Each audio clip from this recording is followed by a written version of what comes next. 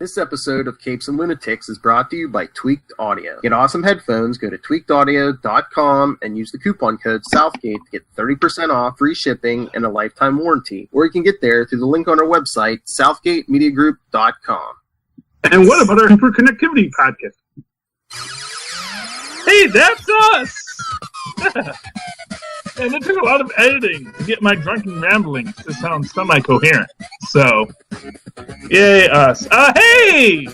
Cats and kittens, welcome to Superconnectivity.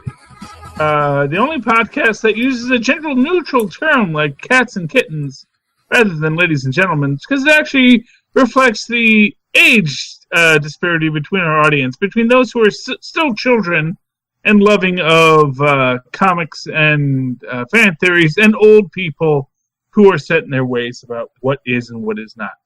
I am your host, Charlie, the Professor Esser, and with me, as always, is the man in the yellow jacket on the inside.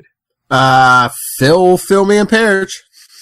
That's him. I don't know what you're wearing here today, Phil. It looks like a jacket. It's like a sweatshirt. It's a jacket. Okay. Yeah. I'm just saying Luke Cage would wear that. And I think that's a compliment. But it's indoors and he's wearing outdoor clothing.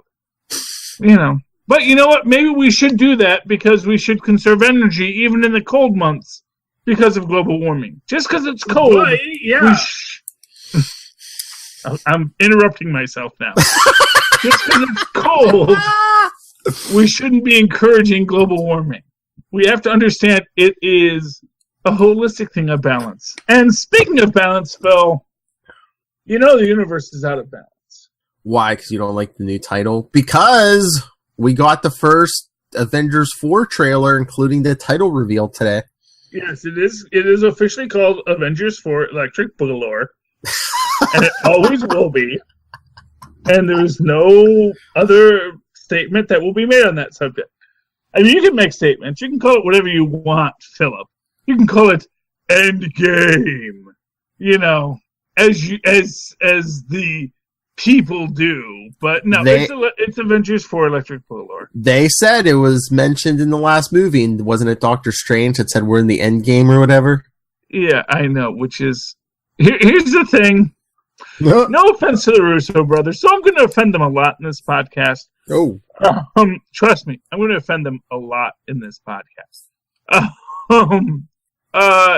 You know, that whole thing about when you say the title of the film in the movie, that's actually kind of bad. You shouldn't do that. All right, to play devil's advocate. I guess today we really were the Avengers.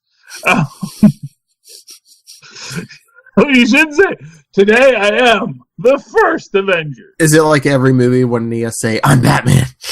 Well, yeah, it's like, you know. It's like, yeah, your name's on it, I know. Yeah, well, you know, I'm Batman just gets a narcissistic pass just because he is Batman and he just says it a lot, regardless of the title of the film. True. I'm Batman. But almost in a desperate kind of way to say, don't minimize me. I'm the Batman. But, I mean, yeah, maybe they could have gone with a better title than Endgame, but did they go that route rather than, like, a pre-existing comic title? You know, like Infinity War or, you know, whatever, just because they're like, oh, you don't know what's going to happen next. This is uncharted territory. And that's a fair concept. Here's what I'll say. If the title is Endgame, which apparently it is... I've seen. Yeah, it's not worth the secrecy. It's like it's basically like Tony Stark's father. It's Bendis all over. It's the Bendising of the MCU. You know, Bendis. We can't reveal the secrets of the title. It's going to reveal too much, and then it's such a bland pablum of a name. It's like, oh, okay, so that was... Thank you. Do you think maybe either A, they didn't care, but Disney's like, oh no, you have to wait, you know, let's draw out the suspense, let's hype this thing up, or B, Do you think maybe up until like the last second they're like, okay, what are we going to call this stupid thing? It could be. It honestly could be a Cloverfield situation where they never intended to call it Cloverfield, and that was just they randomly called it Cloverfield at the start of the project, and that's sort of what they got stuck with. No, you two cannot call it Infinity War 2. You have to call it something else. Oh, what can we call this? Oh, well, Doctor Strange said Endgame. Okay, let's go with that. Yeah, and honestly, I think that might be the case where it literally was a Cloverfield situation where they had a working title, which you're not supposed to use, but just says, okay, what do we call this when we talk about it? We'll call it Avengers Endgame. Mm-hmm. You know, and because we want to cap off the first 3 phases of the Marvel Universe. Contracts are running out. We want to open up the next phase. And even as we're killing Netflix characters. And watch, the legend will grow because, months from now, you'll see some story on the internet that will be like, oh, well, Benedict Cumberbatch, that wasn't even in the script. He just came up with that. He just came up with that line all by himself. So he basically named the next Avengers movie. Won't surprise me. It might not be true, but it's. But they'll hype it like that. It's true enough for comic books, is what I'll say. Yeah. True enough for comic books. That is where we're at. But speaking of comic books, so here's the big controversy. Now, we all remember I was quite ecstatic when the preview for Avengers 3 Electric Boogaloo comic book came out. Because it did confirm the long-held suspicion that it is the Power Stone, all glowy and fantastic there, that enables Thanos to beat the Hulk. Now, interestingly enough, the Russo bros did say, no, it wasn't the Power Stone. He's just really that good of a fighter. Cute. I'm going to say he's that good of a fighter. It's like, yeah, but the Hulk is the Hulk. It's like, don't give me he's that good of a fighter. Now, there is what we will call... So here's what I'll say. First off, the comic books are taking status and saying, dude, you're a movie about a comic book. We're the comic books. We are the canon. Mm-hmm. And we have drawn the gem glowing. So you all know that's a glowy gem. Now, not for nothing, the gems always glow. The gems are full of freaking power. In fact, if you look at any of the gems in any of the movies, they're always glowing. They are glowing constantly because they're Infinity Gems. Here's the thing. In the comic books, it's well established. In She-Hulk, it actually makes this explicit, but it's well established long before then. This is when She-Hulk was working for Kurtzberg, Lieber, and... Oh, I forget the third name. It wasn't Book. Book came later, but it was Kurtzberg, Lieber, and some other person in the original bullpen. No, it's Goodman, Kurtzberg, and Lieber. That's what it was. Goodman, Kurtzberg, and Lieber. And eventually it became Goodman, Kurtzberg, Lieber, and Book. Because we closed the book. It's a whole other thing. Anyway, it was established when She-Hulk fought the Champion that the Power Stone, even when it is not actively used, imbues its wielder with unlimited strength. So you don't actually have to actively decide, I'm going to use the Power Stone. Just having the Power Stone in your possession gives you this strength. And if you're in the middle of a fight, especially if you're going up against the Hulk, wouldn't you even on a subconscious level be tapping into that stone? Well, yeah. Well, the point is the stone isn't a passive. Yeah. It isn't. Here's the thing about the stones. The most important thing you have to understand about the stones, they're not passive. They are characters. They may not look like characters, but they are characters. They have opinions and thoughts and feelings. And they do what they want, like Cartman. They don't care. They do what they want. And so as Thanos is beating on the Hulk, and I'm not going to say Thanos ain't a strong guy. I'm going to say Thanos is probably top 10 strong guys in the universe. And so he don't even notice how much strength he's getting from the stone. Because he is doing his own rope-a-dope, bob and weave against, let's face it, Banner, not a fighter. Bruce Banner was no Steve Rogers, okay? He was not a guy who entered fights as a skinny guy and thought his way through. He was a guy who got beat down all the time, and the only thing the Hulk gives him is the ability to stand back up. Yeah, no, until now, the Hulk was able to muscle his way through anything. Mm-hmm. Exactly, and that is actually something you see all the time. It's like, anytime anyone with any real strength comes against the Hulk, he usually defeats him the first comic book, like the Abomination. You know, you have a Red Room trained, a spy who gets gamma irradiated, becomes the Abomination. He beats the heck out of the Hulk first issue. Mm-hmm. Doesn't kill him, of course, because, well, that's a whole other book now. But then the next episode, it's not that the Hulk gets better as a fighter, it's that the Hulk gets angrier and stronger. He overcomes his inability to fight with his strength. But, of course, if you're up against the Power Stone, which has literally the power of the universe, mm-hmm. which includes the power of the Hulk. So what are you going to do? Yeah, but we get to this trailer this week. Because we get our teaser. We kind of got off track there, but the teaser. You open up with... and Tony Stark. Can I call a shelter half an entrenching tool here? Why is the Milano out of gas? That was my question. I was like, does he not know? Let me put it to you this way. How far away is it? I mean, does it not have the whatever capabilities, Thanos' ship had, to travel at those speeds? Because we never saw the Milano near Earth, so. Okay, well, which is true. And granted, I will give you that the Milano could be almost out of fuel. Mm-hmm. You're going to tell me there's not a GPS in the Milano that says, first off, you have 3,000 light years left in the tank. There is a helpful refueling station on Primus 9. It's like, you're going to tell me that he's out of gas in a cosmos filled with sentient spacefaring agents. Yeah, but now, granted, you may say he doesn't have the cash on hand. I got to think that Tony Stark would find a way to get the cash on hand. One, I don't know how populated this area of space is, because remember, he's probably near Thanos' planet, which was decimated because of the whole whatever. Mm-hmm. But two, how populated was this area before? Because this is after Thanos snapped. So if this was a podunk town of section of space before, Thanos might have wiped the population away. Okay.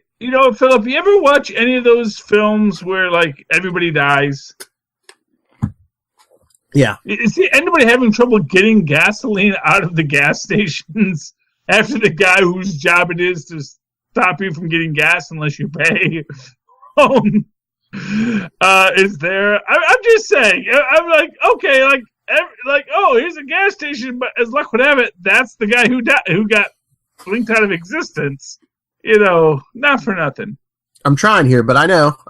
Yeah, I'm just saying. It's just maybe honestly, and this might be a real argument to be made. Maybe Tony's tired. Yeah, well, maybe this is kind of suicide by apathy. Well, he got stabbed too. Well, he got stabbed, but his robot's fixing that, and that might be a whole other thing. It's the robots. He's becoming more machine than man. Yeah. And so maybe it's like, you know what? I don't know if I want to get gas. I don't know what I want to do. I'm just really kind of depressed. Because it seems like a depressing moment for poor old Tony. And that's the thing. He maybe he hasn't contacted Earth. For all he knows, everyone he knows could be gone. Pepper could be gone. Yeah. Steve Rogers could be gone without him, without them kissing and making up. As far as he knows, all the Avengers are gone. Yeah. Although there is a moment, it's interesting that Nebula may be on his ship. Oh, I know, yeah. I did see Nebula. I was like, So apparently they teamed up. Because I can't believe they're leaving the place in a separate ship. Yeah, I don't know if there's any, if nothing else, I don't know if there's any other working ships. Well, yeah, I mean, but here's one thing I gotta say. This is like it's a pet peeve about Thanos, and it's the whole, It's the killmongering of Thanos, where you want to say, no, actually, he's a nice guy deep down. As I roll my eyes, you can't see it on the podcast. My eyes are like 360.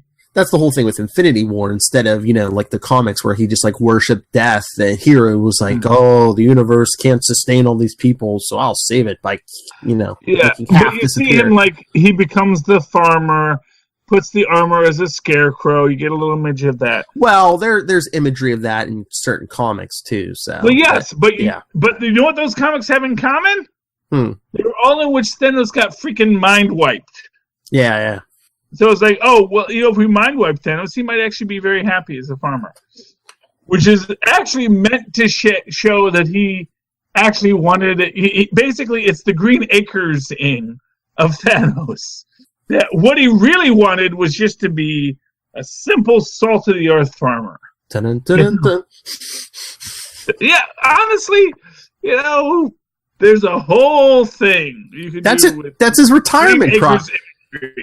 That's his retirement. That's his retirement property. He did his job. Honestly, yeah. Well, it is the gentleman farmer, the gentleman scientist, the guy who doesn't need to do what he's doing, but he's doing it just so he feels busy. I've saved the universe. There's nothing left to do. So what am I going to do? Just sit back and. But most importantly, the universe is not in balance. And why is the universe not in balance, Philip? Because half of it's missing. No. That would mean it's in balance. Why is the universe not in balance? Why? You got on me about semantics when I mentioned this. Because of the quantum realm. Oh, yes. Because somebody wasn't in the universe when the snap happened. Oh, yeah. And when the snap happened... So it's a half plus one. Okay. We're 50% plus one on the side of life. And not for nothing, Philip. Here's the crux of Yonder Biscuit. What was young Scott Lang doing when he was outside of the universe? Wasn't he going in there to mine that those energy that quantum energy. Yeah. Quantum, Philip. Quantum. It's the brand new version of Vita rays. It's Vita ray radiation. Better than gamma. Better than cosmic. These are quantum ray radiations. But yes, he comes back because obviously he comes back. We know that. Oh, we see him, in the trailer, yeah. Yeah, with a big old box of quantum energy. I don't know, man. It's a bunch of quantum energy. They told me to go collect this stuff. And here's Tony Stark like, oh, I'm dying because I'm Tony Stark, the smartest man in the universe. And then he shows up and is like, quantum energy. Well, this changes everything. Now that we have hand wavium. I'm just saying. So, all right, here's my question. Why was Steve Rogers seem so surprised that Scott Lang was alive? Did they go and check and be like, okay, Scott Lang's dead? Because it's like, when he shows up, can't they be like, oh, well, the snap didn't get him? Well, he wasn't in the last movie, Phil. Yeah, no, but So it's like... But he wasn't with them the whole time, so how does Steve Rogers know the snap, that just the snap didn't affect him? Well, pretty clearly he's kind of tore up about the niece of his girlfriend dying. Because he's got the little locket with the new girl in his locket, not for nothing. And his Bucky. I don't know if Bucky made it out. No, Bucky didn't make it out. No. But his arm went away too. Why does vibranium go with it? I don't know. Well, I mean, the Black Panther suit was all woven with vibranium, isn't it? He disappeared whole. Maybe just say vibranium isn't the cure-all solution that we hoped it would be. Mm-mm. Yeah, remember Winter Soldier disappeared completely. Rocket didn't get a chance to grab that arm. Poor Rocket. I know he's last. I mean, besides Nebula, he's last man standing from the Guardians. Yeah, well, you know what? But Rocket honestly was the best one. He is the Detective Chimp of the Marvel Universe. I think we can all agree to that. Oh, but did you notice? I mean, I don't know if they were. Maybe that's why they figured Scott was gone because they were looked like they were doing a final tally on the screens. Like they showed Banner standing there. There was like a screen of Scott Lang, and I believe it was Shuri next to him. So did Shuri disappear? Because we never got confirmation either way. That Shuri survived. Oh, did she? Shuri officially survived, so it might have been everyone that survived. Oh yeah, maybe they're tallying. Who survived? Yeah. Yeah, and maybe it's not so much that they were surprised to see Scott, so much as they were waiting to call him, not to have Scott show up. Maybe. But they don't know that Scott has got a big old box of quantum stuff. I got quantums here. I got quantums by the truckloads. And it's like, and people keep acting surprised that he got out of the quantum realm. He did at the end of the first Ant-Man movie. Why couldn't he do it again? Well, yeah, it's not like he doesn't have like a grow button. Exactly. It's like, it might not be the smoothest transition back to this plane, but it worked. It worked at the end of the first Ant-Man movie. Yeah, well, exactly. It's like, well, I gotta put the thing in the belt. Yeah, hit the button. I've got eat me's and I've got drink me's, so I'm okay. It's no, I don't know why anyone in the universe would be surprised by the fact that he got out of the quantum realm. I heard that people at work. It ain't the Speed Force. It's not like a place you get lost for a whole season or or 2 episodes. I think people forget, and then they had to use the tunnel and Ant-Man and the Wasp. I'm like, no, he just hits the button. Come on. Yeah, it is literally just a button. Now maybe he came up, and that's the thing. It's like you don't know where you'll come up. Maybe you'll come up where you left off, or maybe you're going to come up in the middle of Siberia. Maybe he wound up in Kunlun. Who knows? I mean, unless Steve Rogers and the Avengers know that the Pims got taken and stuff, so maybe that's why they think Scott's gone too. Who knows? But yeah, I mean, for what it's worth, it is that idea that Hank and although they don't know about Janet yet. Because if Tony Stark's lost in space, maybe they went to like Hank Pym for help or something, and then they discovered the Pims are gone.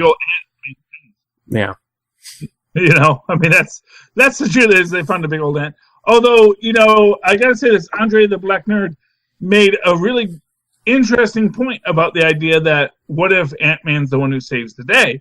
Now, what's funny about that? Because I was thinking to that. Remember that Avengers series that came out before the last Avengers series? It's called Avengers Earth's Mightiest Heroes or something. Okay, yeah.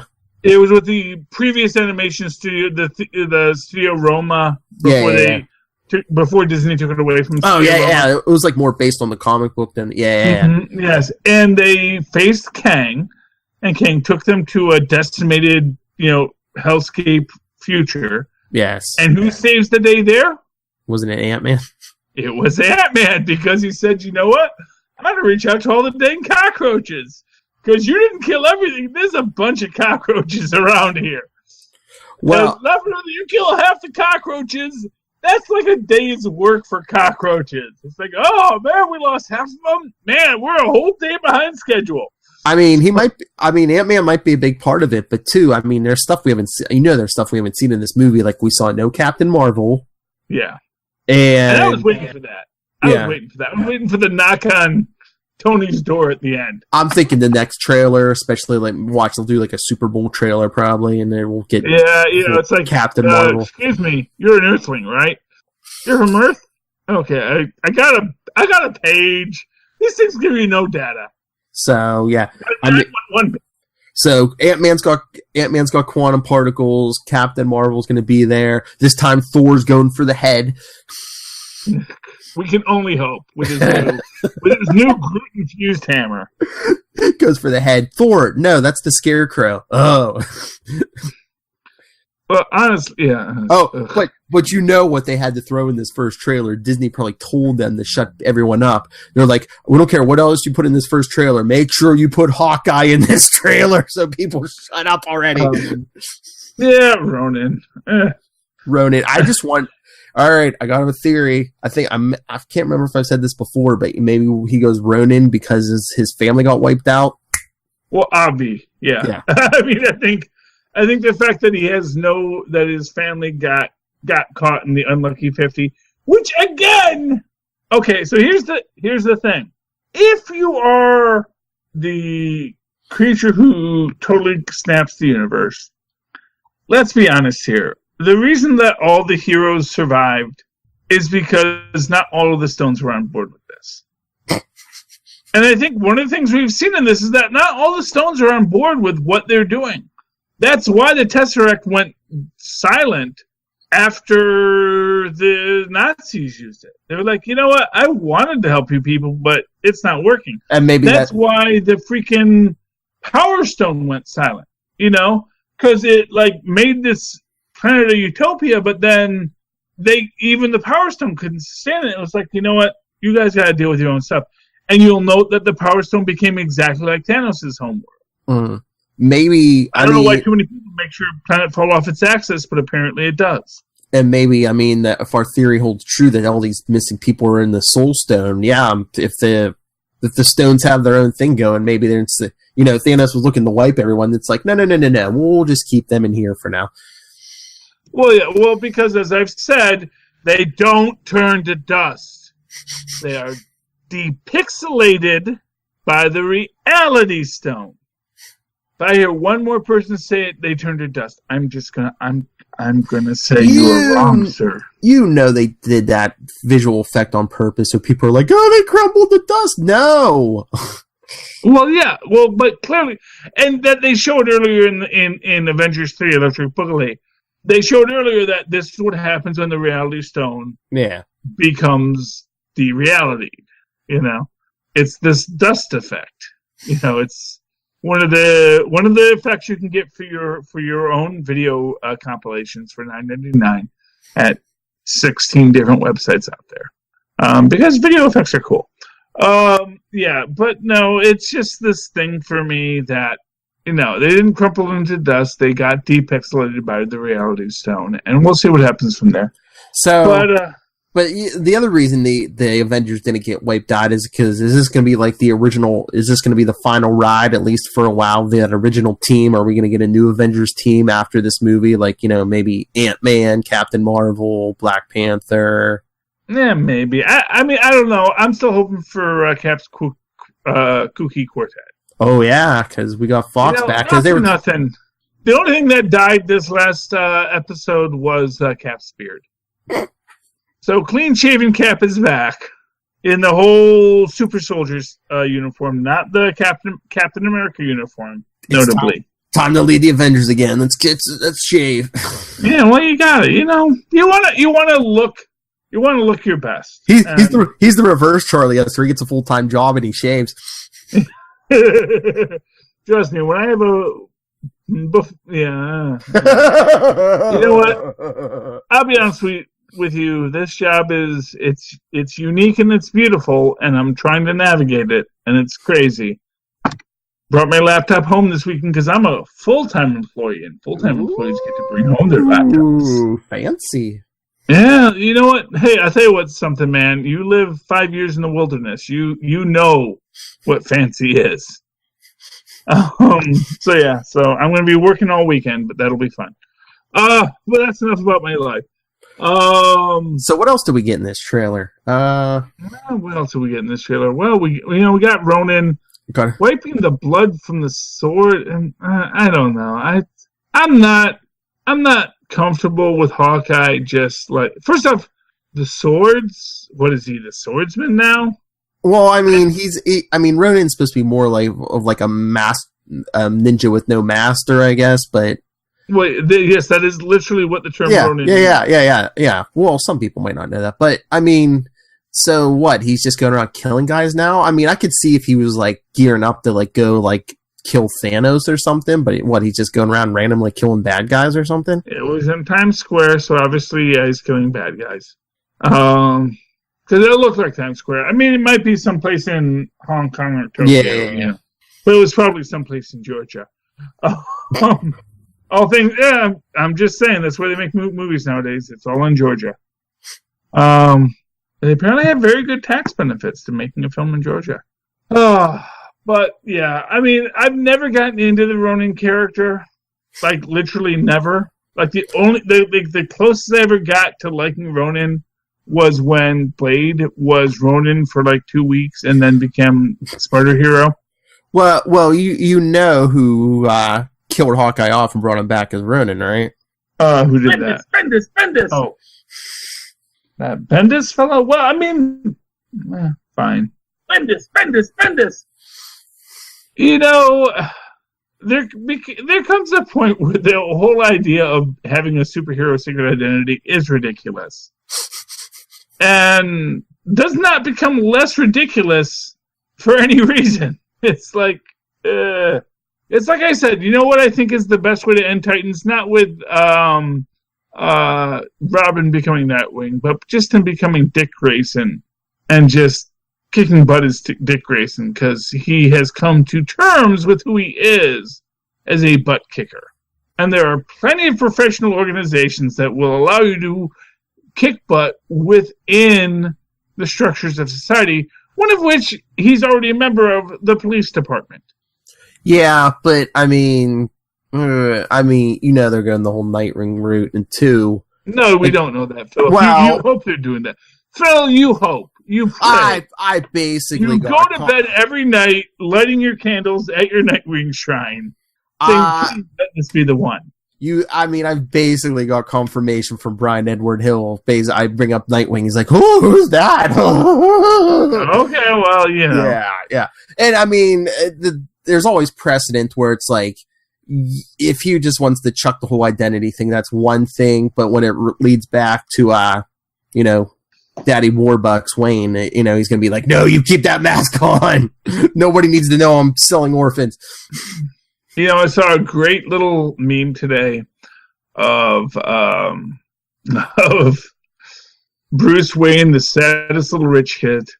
It was like Bruce Wayne in the Witchy Rich style with all the little Witchy Rich other Justice League members. I said, man, I really wish DC would make that a thing. Like little Bruce Wayne, as the saddest little rich boy. Isn't that Gotham? No, because this would be a comedy. This would be a book for children. Okay, Philip. No, Gotham is great. It is one of my favorite DC adaptations so far, which says a lot because they've had great adaptations over the years. There was Burton's Batman, and then 66 Batman. First 3 Supermans, and 3 being the best of them all. Then a long spot in which DC did no other films or other projects. So, hey, speaking of DC, let's talk Warner's and Netflix for a minute. Okay. I don't know how long you want to go tonight. If we're going too long, we can always go to comic books. Not good. Yeah. So Netflix for like $100 million, I think. It's like a total Dr. Evil number. It's like $100 million. That's what Warner said was the price of Friends, and Netflix said, "Oh, okay, here you go." Which is, well, I mean, if the response I saw from like the internet was anything, it was like, "Oh, people are in a panic. Friends is leaving Netflix in January." Yeah, I don't even get that. I mean, yeah. It's like, no, I like Friends. Don't get me wrong. I love Friends. It was all right. For all of its sexist, racist, homophobic banter. I loved it. It was a fun story about racist, sexist, homophobic rich people and their 2 poor friends. The 90s. The 90s. When you could have 4 poor friends and that forgave everything. And not for nothing. It's not like Phoebe was actually ever poor. That's like the weird thing about Phoebe. It's like she lived on the streets and was homeless, but like not because she was homeless, but because she was wacky. Because her life was pretty shitty. Oh, sorry, Phil. I thought you said shady. It was pretty shitty. She had a shitty life. Honestly, it's like the emotions of her life were the reasons she was out on the streets, not any economic. No, didn't she have like a job as a masseuse or something? Or well, no, she had a job, but there was a time where she was homeless. But it seems to be less that she was homeless and more that her family was just Was it problem. Yeah. Honestly, it's never even like her family was problematic. That's the weird thing about it. She was just like a hippie. Yeah, it's like her sister was kind of a jerk, but her grandma was always nice, and her grandma lived well into the series. So it's like, why were you homeless again? You know, except for but this is what we call your Bruce Banner white privilege. It's like I can make it as a homeless person. I'm the magical white person. White people are magical, Phil. You know. Honestly, Philip, as a person who has slacked off his whole life, I can tell you, yeah, white people are magical. You know, like, honestly, I don't know why they make movies about us giving, like, advice to young black... Oh, actually, they do that, because there's always the story about the coach who inspires the team. But Into the Spider-Verse comes out next week. Yeah, oh yeah. Well, in which case, not Tobey Maguire. Though they say they wanted Tobey Maguire for the job, but I guess he said, I don't know. And if you're Tobey Maguire, you're really turning down roles. I don't know. But meanwhile, they're like, "Hey, Nick Cage, I'm in. We didn't even tell you what it is. I'm in." Yes. Well, it's Nick Cage. Well, let's be honest. Nick Cage says that to any movie. That's what I said. Tomorrow. They didn't even tell him what it was. He was like, "I'm in." And he says, "Okay, I'm in." It's a movie about I'm in. Yeah, he's an actor's actor. He loves to act. Doesn't care what the part is. He just wants to expand his horizons as an actor, and I respect him for that. Yep. But anyway, where were we? The Warner DC yes, thing? Friends. So Netflix bought Friends for an exorbitant amount of money and didn't blink, which says that either Netflix is in a better situation than anyone even imagined, or Warner's in a spot where they are so afraid of what they're about to do. And I'm heavily inclined to think that Warner's really isn't committed to the whole streaming platform idea. Maybe. And also, I am inclined. Did Netflix have to pay Disney for like the Marvel series, you know, like Daredevil, Luke Cage, all that? I mean, they had a collaboration in which Marvel got money. Okay, so I'm saying, well, now that you're canceling all these series, are they freeing up some money though too? Well, they certainly have freed up money, but would you free up money just to buy? No. I'm not saying just to buy Friends, but they might have had this money floating around, and they're like, well, hey, a lot of people seem like they want to keep Friends, so hey, let's take this money we're not paying Marvel now and use some of it to buy Friends or keep it. Really? I mean, yeah. Maybe. Honestly, I think it was a big FU to Warner's on the subject. I mean, it's a really fancy FU. It's like, hey, have some chocolates and here's this bed filled with rose petals, but we're still going to FU.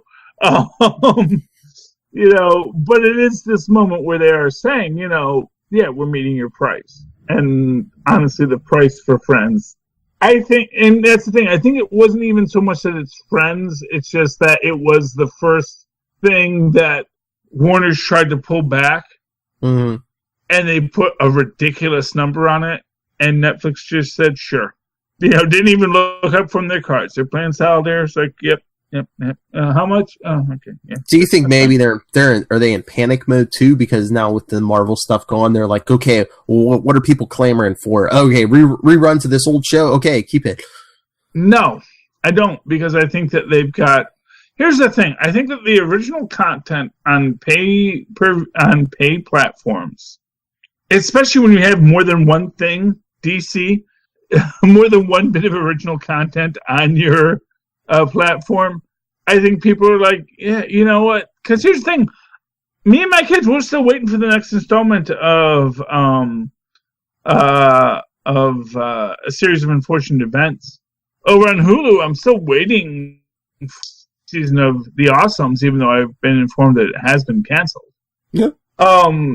You know, it's like there's these things that'll bring us there that, you know, that Warner's and Disney don't own. So I think that as far as, you know, Disney pulling off of Netflix, I think Netflix was like, okay, that's fine. You know, we really enjoyed having you here. If you ever want to come back, we're always a place. But, you know, we're in a position, we are actually in the position of power. Because literally no one has bought your Disney Plus yet. Or your Warner's 3 tiers of magic. You know. I mean, yes, you have gotten your DC Universe yet, but, you know, for one show. It's weird. Yeah, it's weird. Almost seems like they're doing one show at a time because Titans ends, I think the season finale's on the 21st of December, and then, like, first week of January, Young Justice, the new season of Young Justice comes out. So it's like they're doing stuff like one season, and you know, like one at a time. It seems very weird. And here's the idea: if a season costs $20 million to make, let's say, and you get well, actually not even 20 million. You get 200,000 people to pay $10 a month. Mm-hmm. Well, then you've paid for that series, and they probably have more than 200,000 subscribers. They've probably got 1 million subscribers, each paying this extra amount. And there was a great thing I remember.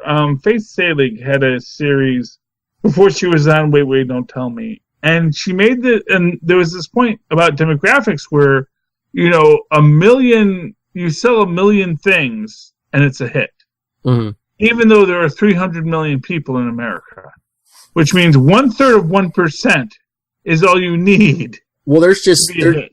there's just so much vying for people's attention these days that I don't think anything gets more than like a couple million, you know, subscribers or views or. Well, exactly. But once you have 1 million subscribers, paying $8 a month, let's say. Yeah. That's $8 million, and that's a lot, and that's every month.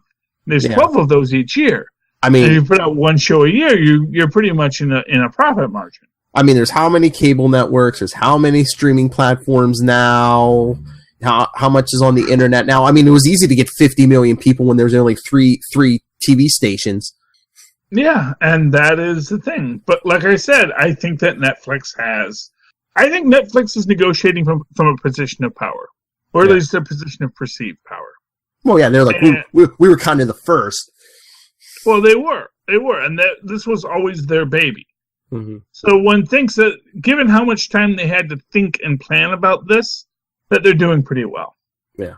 You know, I mean, I think Hulu came in and kind of, you know, cloned their site, but still I think Hulu's doing better than anyone else because it's there, you know? Mm-hmm. And not for nothing, Hulu doesn't have to pay for all the hit shows they want to put on. Because it's owned by the networks that produce the shows. So they can put the Hulk on, they can put The Good Place on, you know. And it's like, when you come to a company like Warner's, what really are you offering? Yeah. I mean, the best that Disney can offer is like, well, we're going to release The Vault, which is like 6 movies when you think about it. You know, it's like Song of the South and like probably 5 others that I can't even think of right now. I mean, Disney has the variety, because it's like you have all that Disney stuff, you have all the Marvel stuff, you have all the Star Wars stuff. And as far as we know, that seems to be the way Disney's marketing. Disney is making themselves a Netflix. They say we've got all the Disney stuff, and maybe they'll even bring in some stuff that's from other places. You know, we don't know. We don't know yet what Disney's going to put on. They could put on stuff that's just been syndicated through ABC rather than owned by ABC. Plus, they just acquired a bunch of Fox stuff. Who knows what that includes? Well, exactly. You know, and certainly, you know, Warner's is now owned by AT&T, and they're their own powerhouse. But their content is limited. That's the thing. Is AT&T gives them access, but access without content is useless. Because I forget when we were talking about the deal. Did they get the right? Did Disney get the rights to The Simpsons? Did we say that? So, I mean, you could put The Simpsons. You know, the Disney princess. 30 years of The Simpsons on there. Yeah. Well, I mean, they already, and not for nothing, I think they got, I don't know if they got the Fox cable channels or not, but I think they did. You know, they didn't get Fox News, they don't get Fox, the terrestrial station. Mm-hmm. They might have gotten like FXX and FXY and FX, you know, They might have. I could be wrong there, but in which case, then those things losing The Simpsons, because literally they play The Simpsons 24 hours a day, is going to be kind of a blow to them. Honestly, I don't know how Disney talked them into this, but it's pretty amazing. But you also see in this structure the difference between Disney and Warner's. Disney is buying content. Warner's is buying infrastructure. Yes.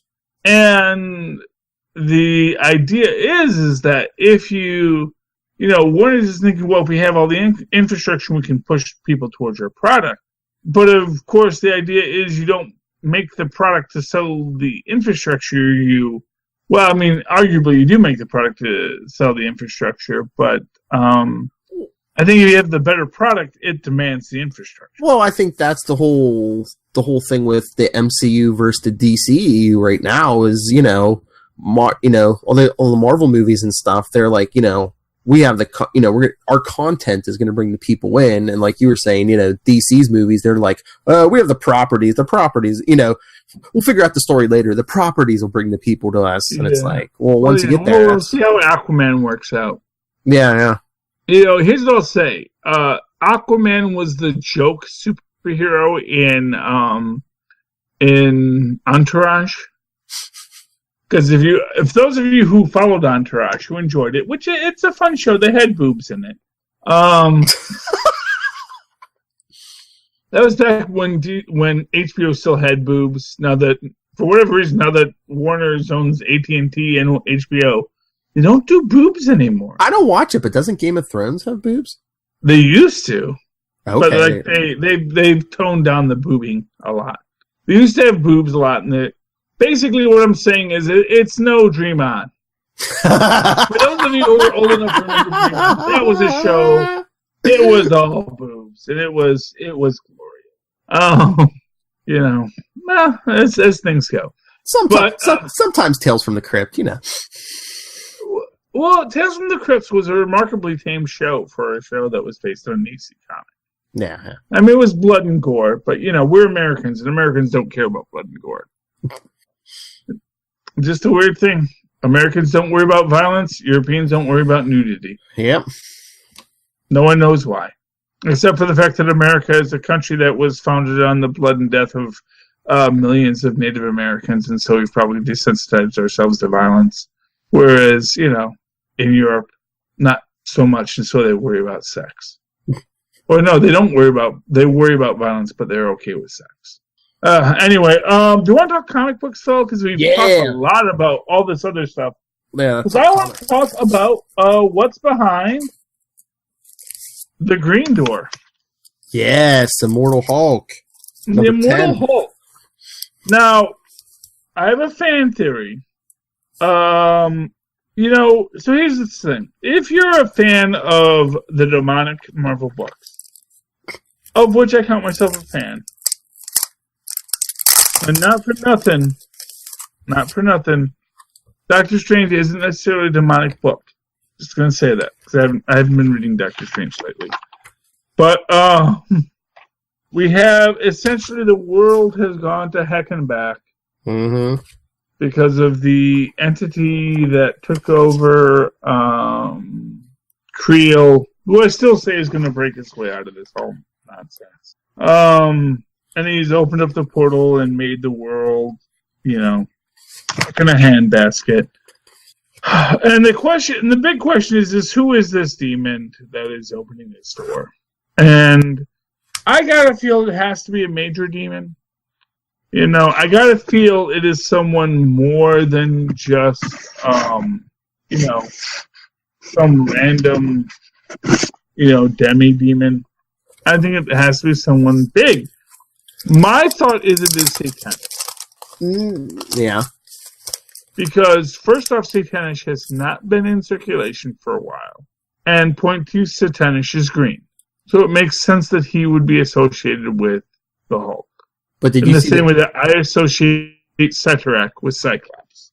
Maybe. And I mean, did you see the blurb in the letters page for next issue? It said something about the hell below all. So is it like the lowest level? Do you think maybe that's the lowest level of hell? Am I reading too much into that? It's entirely possible, but I will say this. Satanic in his last like major appearance was essentially made to be something less than the other demons, so he may be the ruler of the hell below all. If you remember the Patsy Walker saga, when she came back, the Hellcat, when she became Hellcat, because originally she was just the cat, then she became Hellcat, and when she comes back from the dead and is confronting her ex Damien Hellstrom, there becomes this whole thing about, you know, the interdynamics of hell, and, you know, this idea that Satanish actually wasn't even a major demon. He was something created from the dark dimension. That the dark dimension formed its own ruler of the damned, just so it could have a thumb in the game. Now that's later been retconned out, but it's still this idea that maybe Satanish is the second-rate devil in the Marvel Universe, in which case finding his association with David Banner as he's blowing up the world with his gamma bombs might make a lot of sense, because he's the guy who needs that in. What do you think, Phil? Like I said, I don't know. I mean, it could be Satanish. It could be... I don't know. I don't know what to think with this whole Banner's father thing.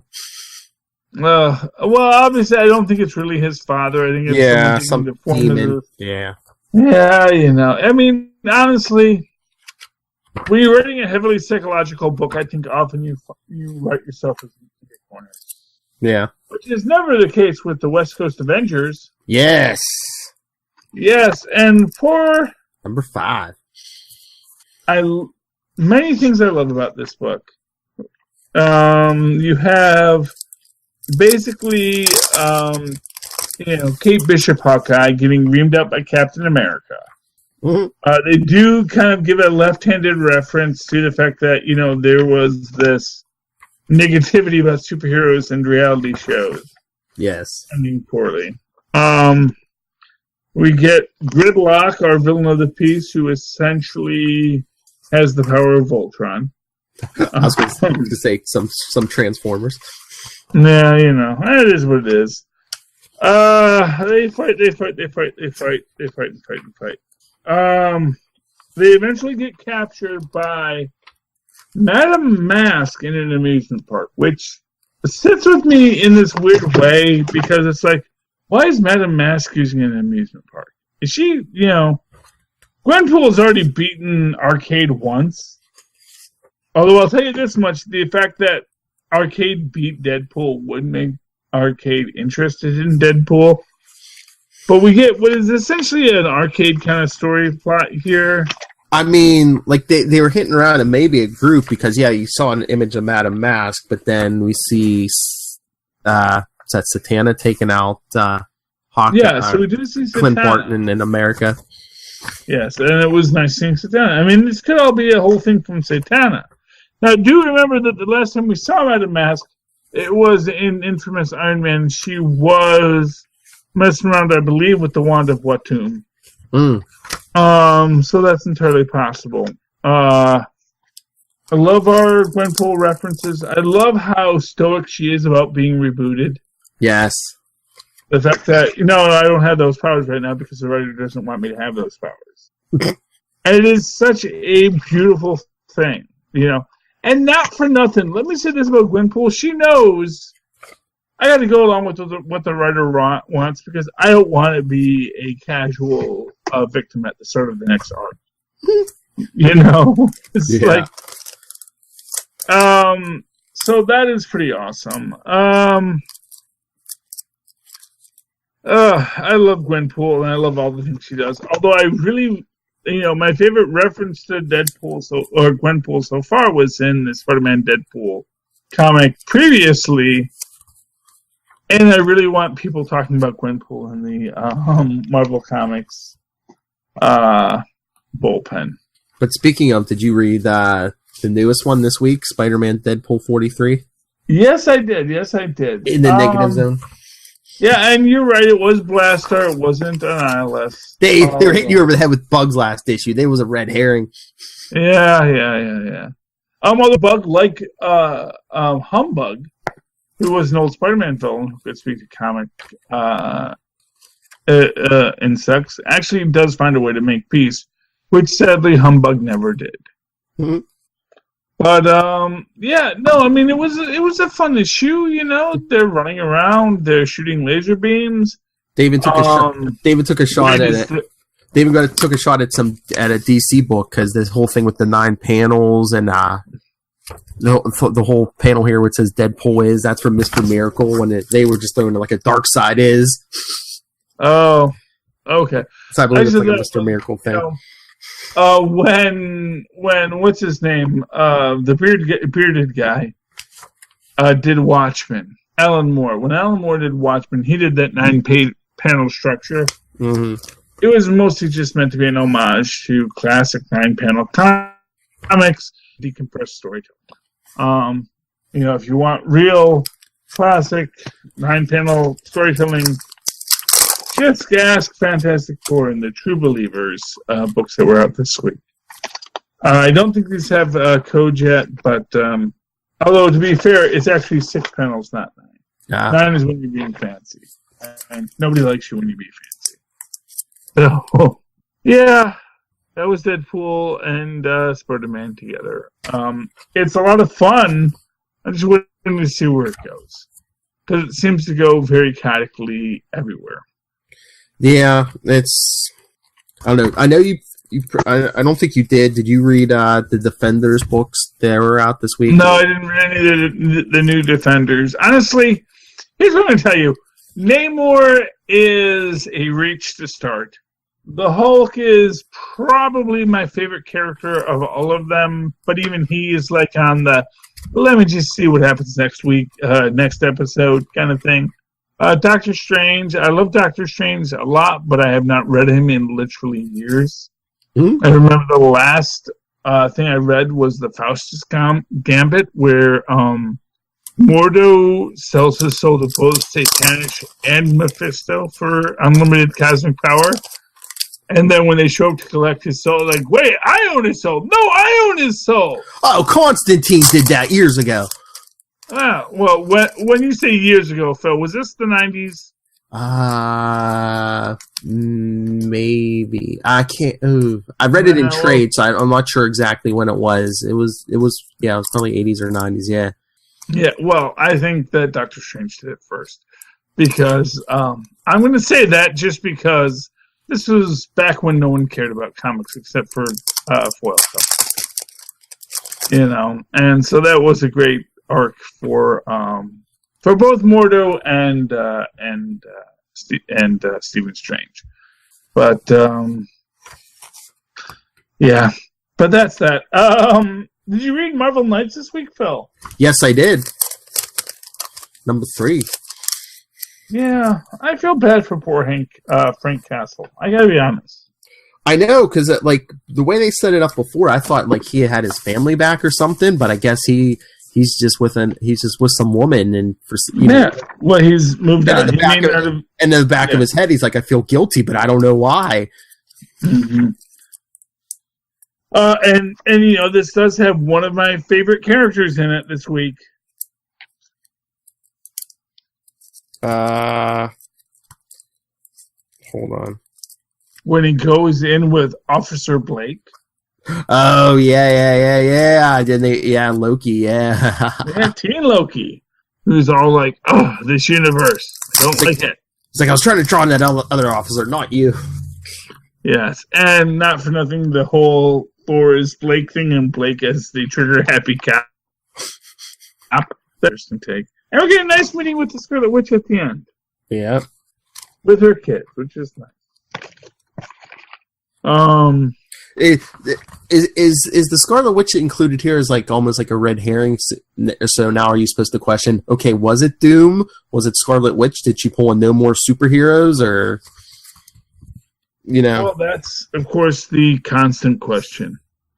We'll have to see where it leads. But I like that book. I Marvel Knights is now on my pull list, so. I'll say that much for that. I believe it's a miniseries, but I can't remember how many parts it is. Oh, I'm sure it's a mini-series. Marvel Knights is always a mini-series. It's still on the pull list. Yeah. There's more than one issue. They pull it for me. Okay. Was there anything else we want to talk about tonight, Phil? I don't believe so. Okay. Well, I think we did. We didn't actually talk the new Captain Marvel trailer. That's the second trailer. The big noticeable difference is that, of course, the granny gets what's coming to her. Rather than we just see the image of her getting punched in the face, she actually does fight back. And Captain Marvel wipes the floor with her, I assume. I enjoyed the new Captain Marvel teaser. It seemed as good as anything. I'm not overwhelmed by it. I'm still going to go see the film with my socks on, but the trailer was not overwhelming to me. It was great, and I was anticipating it. And I guess in many ways, it's kind of like Infinity War 4 Electric Boogaloo, which is that it's not so much that this is so great. It's just that we've waited so long. But, do you think too? They don't want to give too much away, also. Yeah, well, maybe. I don't know. I think sometimes with the Marvel stuff, I mean, the content is there, but in the trailers, they're like, okay, let's give them the flashy stuff and save the stuff of substance for the movie. Yeah, well, unlike some people who like put everything in the trailer, so there's like no surprises. Easy. We'll say what Marvel is doing and Disney is doing is they're saying people do a lot of dangerous things and violent things anyway.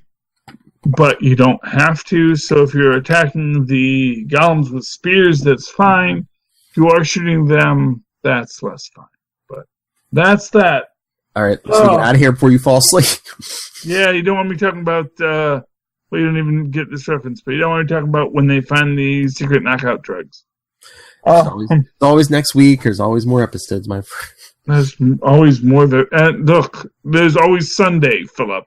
That's Sunday, Monday, and Tuesday. Yes, when we talk the CW crossover.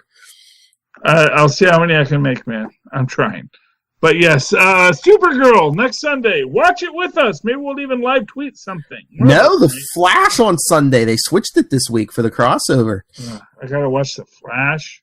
How dare you? Yeah, Flash Sunday, Arrow Monday, and then Supergirl Tuesday. Supergirl's the finale, dude.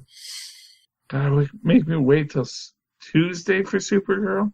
Wait, It's just 3 episodes? Yeah, Legends isn't in this. It's Flash, Arrow, and Supergirl. That's it. I mean, the Legends mid-season finale is this week also, but it's not part of the crossover. Crazy. Okay. Well, we'll all watch all of that next week, Phil. Phil, how can people reach out to you or us? All right.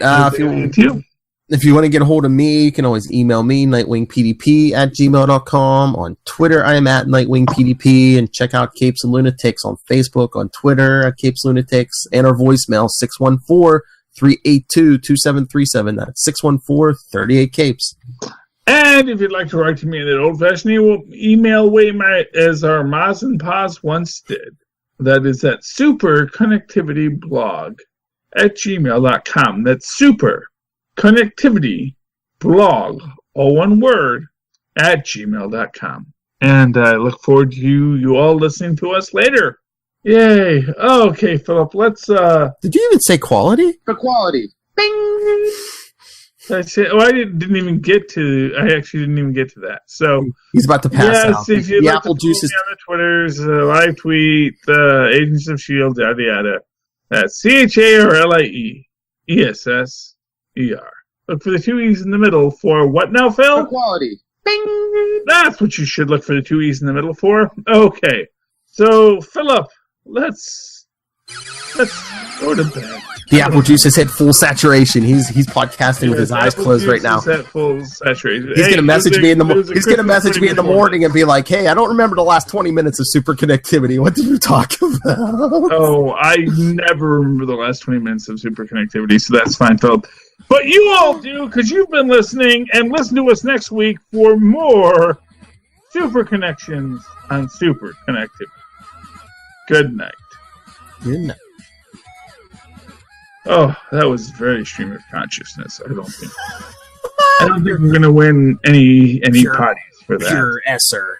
Is that what they call the awards for podcasts? The potties? I don't think That's a bad Something name all over. for podcasts. I'm a bombastic fellow.